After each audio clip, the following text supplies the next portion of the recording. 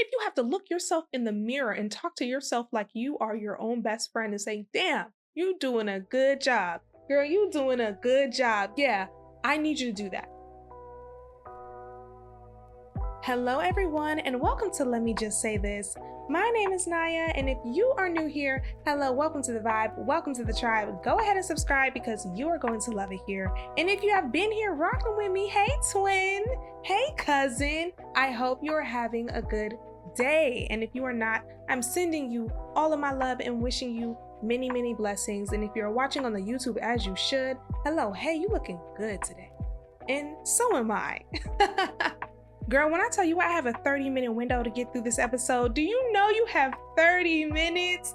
30 minutes. So I'm going to try my best not to ramble. Today, we are touching on negative self-doubt, playing ourselves small, and trusting God as we talk back to that self-doubt, girl. Because this has been on my spirit. This has been on my heart for a while. I've been feeling this way for a little bit now. And I want to explain it to you guys because I know some of you, actually, I think a lot of you can relate to this.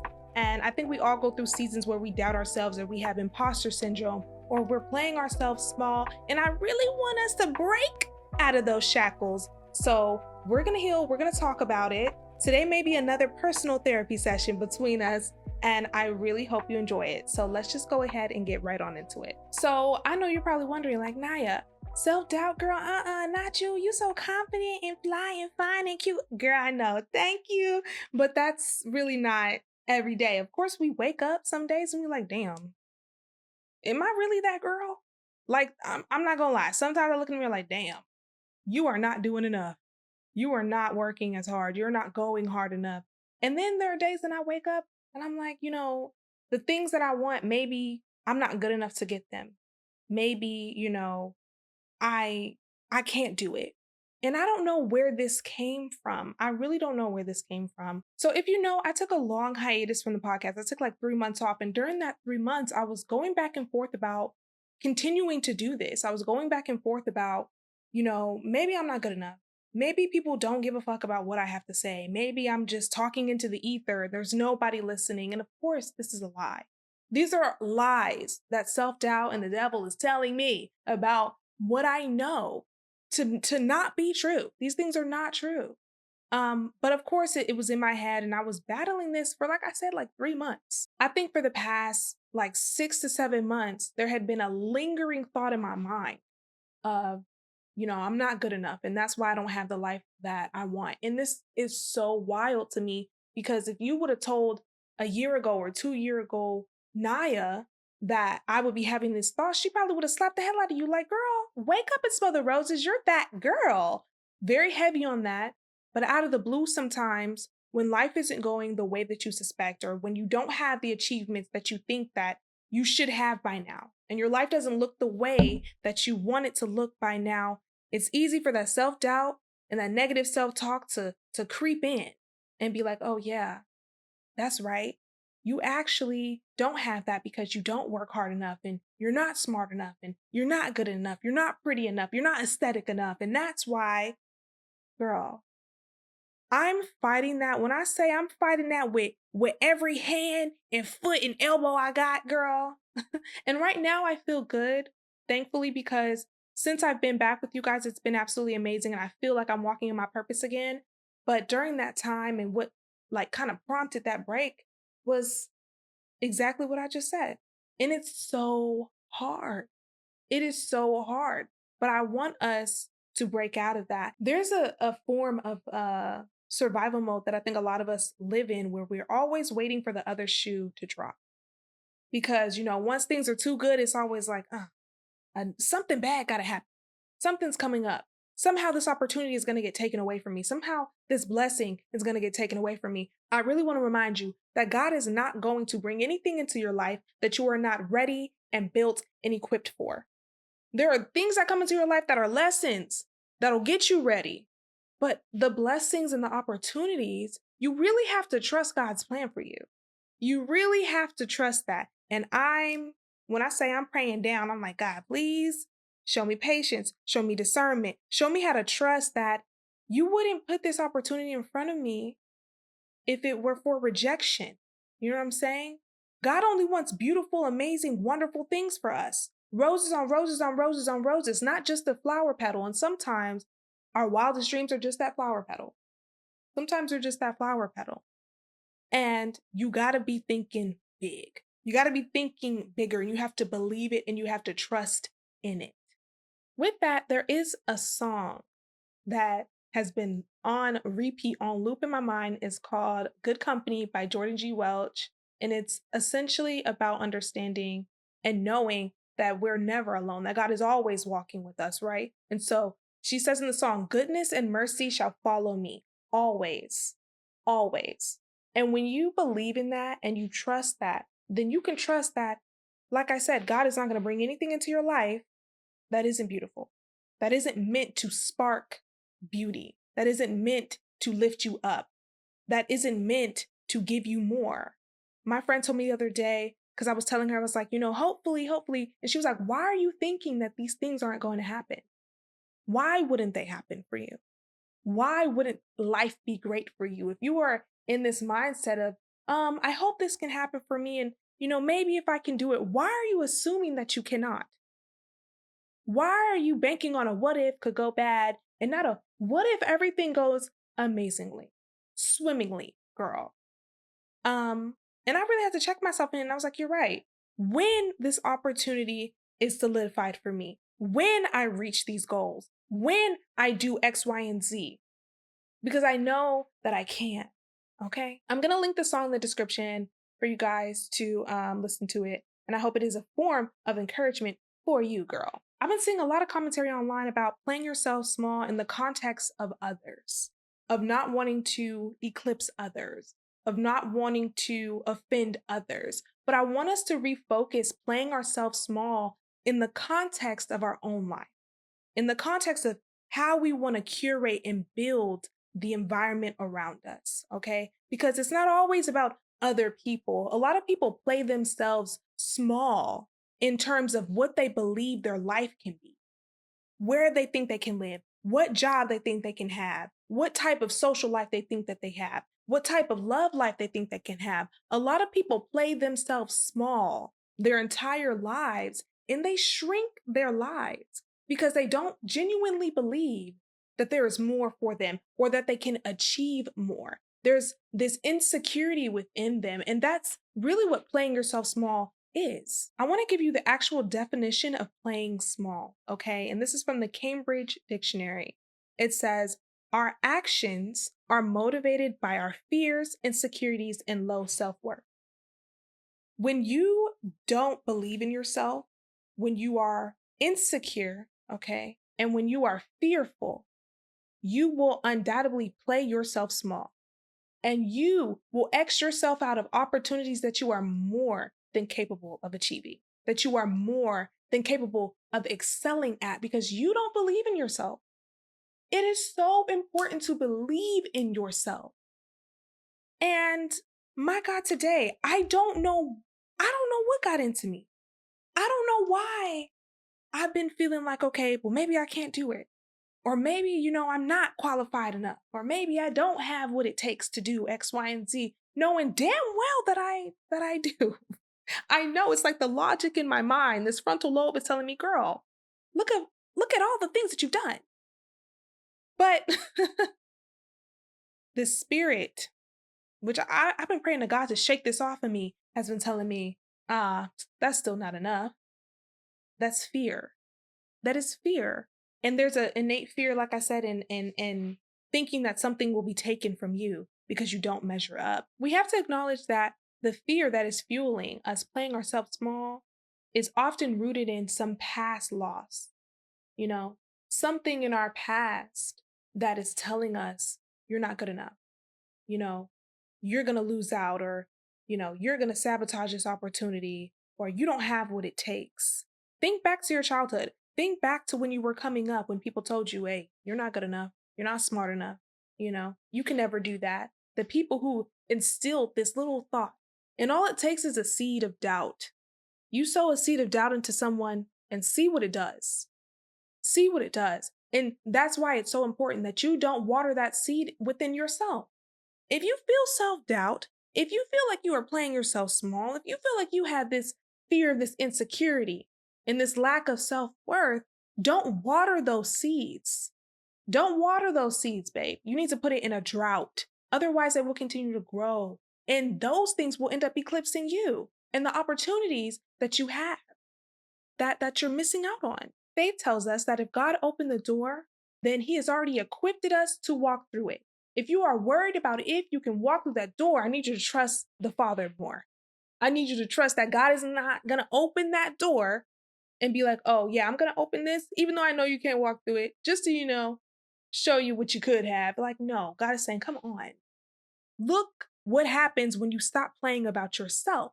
Look what happens when you stop playing small and you trust in me. That's what God is saying to you. Just to dive into that a little bit more, the root causes for playing yourself small and self-doubt, imposter syndrome, past rejections, comparison, which is the thief of joy. And we already know this. Comparison will steal your happiness. I saw a post of this really lavish and beautiful wedding, and the comments were like, oh my gosh, goals, goals, goals, goals, goals. Somebody had commented and they said, they didn't have to pay for any of this. This was all a sponsorship. You may look at other people's lives and see what they have and compare your life to theirs, and you don't know what they're doing, what they have going on, or if they even had to work for it, if it came for free 99. Don't compare your vacation to the vacation of somebody who got it off of a sponsorship or a deal, who didn't have to do anything for it. You don't know. Do not let that comparison steal your joy, because you don't know the background information. You don't know the lead up, and you can really only focus on yourself and focus inward and what you got going on. Okay? And in the famous words of J. Cole, there's no such thing as a life that's better than yours. You have to love yours because you really don't know what's going on over there.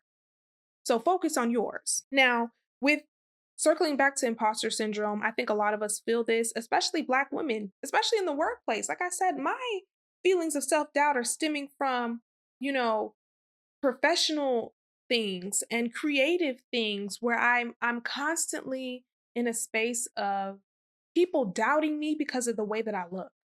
And sometimes that's them sowing that seed of doubt in me and me subconsciously not even knowing, right? Subconsciously knowing that I'm gonna have to work twice as hard to get half as much, knowing that people already are counting me out. And sometimes you really latch onto that and you start to count yourself out. And you start to believe, oh, maybe I don't deserve to be here. Maybe I don't know what I'm doing. Mind you, just as qualified, just as equipped, just as smart, just as prepared to do these things. And imposter syndrome will tell us, hey, you're lucky to be here. No, baby, I've earned this spot. I've earned this position. You have to remind yourself that the rooms that you are in, you're in them because you earned it. Should you have earned it? I hope you earned it. You really have to remind yourself that these opportunities, these jobs, these rooms that you were able to walk into are not coming to you because you are lucky. They are coming to you because you are blessed. They are coming to you because you are meant to be there. You're not an imposter. You are qualified. You are meant to be there, and God prepared you already to be there. And those past rejections, they may have left a lot of scars, but they were also redirections. And they were also means to fortify you, to toughen you, so that you are more prepared for what's really meant for you. And again, we want to use faith as the antidote to playing ourselves small, to self-doubt. I've been seeing this post, and it's probably a sign from the Lord. It says, rejoice in the rejection. Rejoice in the things that did not happen. Because sometimes it's not flat out denial forever. Sometimes it's redirection and even protection from things that you would have been misaligned with, things that would have led you on a different path that God didn't want you to go down. Sometimes that denial is really setting you up for what you actually are meant to be doing, for what your actual purpose is. It's not rejection. It's protection, girl. I think that self-trust and God trust really go hand in hand. They work together, You can't just rely on yourself and your own understanding you also have to rely on what God is showing you. But you can't just rely on God and be like, okay, God's going to fix it. God's going to fix it. And also not trust yourself to make the right decisions. And also not trust yourself to follow his word. And also not trust yourself to do your part. You also have a part in this bargain. You also have a part in this, which stems from growing your self-worth, growing your self-love, right? Taking care of your mental health, taking care of your physical health so that you have everything you need. You can gather all of your own things so that you know, okay, I'm doing what I have to do and God is going to do the rest. No matter what situation you are in. But that really takes, a lot of healing and a lot of time. It's not sometimes not like an exuberant amount of time, but it takes time. It's not an overnight process. You don't just wake up the next day. Like I'm not gonna wake up tomorrow and all of my thoughts of self-doubt and all the ways in which I may be playing myself small are just gonna go away. No. It's a process, but it comes with recognition that these are things that are happening. It comes with recognition that I can't water these seeds of doubt. I can't keep dimming myself down because I'm afraid that I'm not going to be good enough. I have to just let my light shine. The gifts and the talents that you have within you, you are meant to share them with the world. It doesn't matter who likes it or who doesn't like it. You are meant to share it with the world. You're not meant to keep these gifts inside of you. God didn't give you no gift just to keep to yourself. He gave it to you so that you can give it to others. He gave it to you so that you can, be a light to others. And if you are doubting yourself, you're going to keep that light right on the inside and it's going to be, you're going to fall to yourself. You got to let yourself shine and you have to trust that you can do it and not be so afraid what could happen. If anything, you should be afraid of all the wonderful things that could go right and pray that God, please, when all these wonderful things start happening to me, please give me the tools and the understanding to maintain it. Now, me and ChatGPT are locked in, okay? So I have some faith-based and practical tools that can really help you flip the script. And I'm going to share these with you guys, okay? The first one is catch and correct. So when you feel yourself saying, what if they don't want me? You need to stop and reframe. I want you to say instead, they chose me because God knew I could handle this. Reframe those negative thoughts into positive things, affirmations for yourself, okay? The next one is an evidence check, okay? Write down your wins as proof that God has always equipped you before. All the things that you've been through, all the things that you doubted could happen, or the things that you doubted you could achieve. I want you to write it down and be like, oh yeah, I did this. Didn't think I could do it, but I did it. Didn't think I could do it, but I did it. Didn't think I had the qualifications, but I had them. Didn't think I could achieve it. I did it. When it's a job, I want you to look at that resume and look at all the stuff that you have done and don't downplay that. You have done some amazing things, girl. Even if you have to look yourself in the mirror and talk to yourself like you are your own best friend and say, damn, you doing a good job. Girl, you doing a good job. Yeah, I need you to do that. And I need you not to downplay all of these achievements, all of these wins, because these wins, these are your evidence. This is your proof, okay, that you can do this. The next one is prayer and praise in advance. Listen, if you know me, then you know I love some Marvin Sapp, girl. Let's go ahead and praise him in advance and thank him now for what he has already aligned for you. As God is moving, we have to be patient. I'm learning this. Ugh, girl, when I say I'm learning this, listen, Jordan also has a song called Satisfied. And in the song, she says, while I'm waiting, I'll worship you. While I'm waiting, I'll be satisfied. It is important to be grateful for not only what you have now, but for what is to come. Because if we know that God is only bringing us beautiful things, then I know that I can praise him in advance. I know that I can say thank you in advance for all of the amazing things and all of the blessings that you are bringing my way. Thank you in advance for this job. Thank you in advance for this opportunity. Thank you in advance for this community that you are bringing to me. What is for you will be for you. I know that phrase may be like so, oh my gosh, cliche, maybe a little bit played out, but it's so true. It is so true. What is coming for you is coming for you. So go ahead and give it some praise in advance, girl. This last one is something I'm working on as I'm growing in my own faith and getting into that word because I'm not the best with reading my Bible. I'm not even going to lie. But keep scripture as anchor. So keep verses, faith quotes ready to silence that inner critic. And I have some for you guys. I'm going to have them linked below to my YouVersion Bible that you guys can see. And these are quotes that I've just compiled over time that have helped me as well. On that note, I really hope that you guys were able to get something good out of this episode. I hope this was an episode of healing for you. I hope this was an episode that reminded you that the doubt that you have, that fear that you have, that you playing yourself small, okay? It's all fallacies. These are things that are fake. These are things that are not true. These are things that are not real. You are more than capable. You are more than capable. Stop doubting yourself. And I really want to drive that message home because I think a lot of us battle with this, not just, on a sporadic basis, but sometimes on a daily basis, sometimes throughout our entire life, And so I really hope that you guys were able to really absorb that message and get something from this episode, some gain perspective. And I have a challenge for you. I have a challenge for you, okay? This week, when that doubt creeps in, okay, I want you to answer it with faith. And I want you to remind yourself that God is walking with you. I want you to remind yourself, even if you are not religious, I want you to remind yourself that good things are coming to you. I want you to remind yourself that you are worthy of good things coming to you. And I want you to understand that you are not alone, that you are never alone, girl. So when that doubt creeps in, I need you to give it that 1-2, the 2-piece, and reframe it into good, positive thinking. And talk to yourself nicely.